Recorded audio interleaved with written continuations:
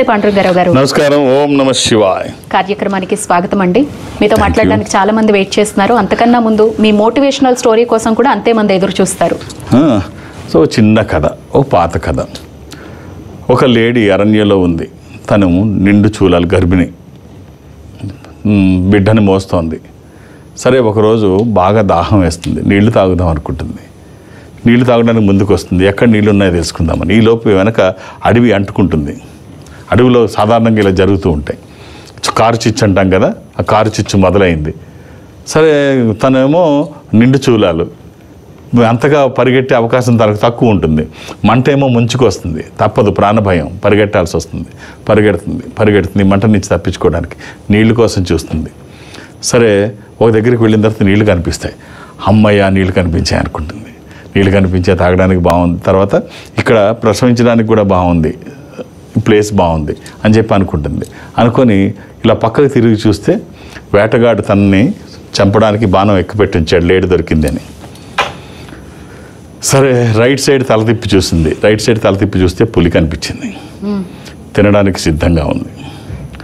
వేటగాడు బాణం తిన మీద ఉంది లెఫ్ట్ నుంచి, పులి దృష్టి రైట్ నుంచి తన తినడానికి ఉంది. ఎదరకు వెళదామంటే నీటి చెరువు ఉంది. వెనక్కి చూస్తే కారు చిచ్చు వెన్నాడుతుంది. ఏమి నిండు చూలారు, ప్రసవించడానికి సమయం దగ్గరికి వస్తుంది. ఓ పక్క దాహం వేస్తుంది. ఇన్ని పరిస్థితులు. సో ఒకటే అనుకుంది, ఏం జరుగుతుందో అది జరుగుతుంది. నేను దేన్ని ఆపలేను. నేను చేయగలిగిందల్లా నా దాహం తీర్చుకోవడమే. ఏం జరుగుతుందో భగవంతుడు అని చెప్పి దాహం తీర్చుకోవడానికి ముందుకు వెళ్తుంది. ఈలోపు అనుకోకుండా బాణం వేయడానికి సిద్ధపడి బాణం వదులుతాడు. అనుకోకుండా వాతావరణంలో మార్పు వచ్చి ఒక్కసారిగా అది చీకటిలాగా అవుతూ ఒక్కసారి మెరుపులు వచ్చి ఉరిమింది. ఒక విద్యుత్ తీగ చెక్మని వచ్చేటప్పటికి అది ఆ మెరుపు ఆ వేటగాడి కళ్ళల్లో పడింది. అతను పెట్టిన గురి ఒకసారి ఇలా అన్నాడు, అది తప్పి ఆ పక్క ఉన్న పులికి తగిలింది. తిందామనుకున్న పులికి వేటగాడి బాణం తగిలింది. ఈలోపు ఉరుములు వచ్చాయి కదా, పెద్ద వర్షం పడింది. ఉరుములు, వాతావరణం మారిపోయింది, పెద్ద వర్షం, కారు చిచ్చు ఆరిపోయింది. ఇవన్నీ ఏమీ తెలియదు. తను మామూలుగా ఇవేమీ చూడలేదు. వేటగాడు ఎక్కడున్నాడు, పులి ఎక్కడుంది, కారు చిచ్చు ఏమైంది, ఏమీ చూడలేదు. నేను చేయగలిగింది నేను చేస్తాను అనుకుంది కదా, వెళ్ళి నీళ్లు తాగింది.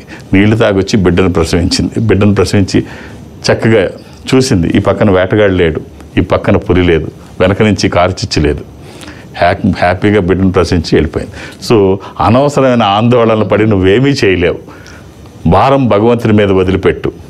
నీ కర్మ నువ్వు చెయ్యి, నువ్వు చేయాల్సింది నువ్వు చెయ్యి, అంతే. ఏం జరగాలో ఆయన చూసుకుంటాడు. మన కర్మ మనం చేస్తే సరిపోతుంది.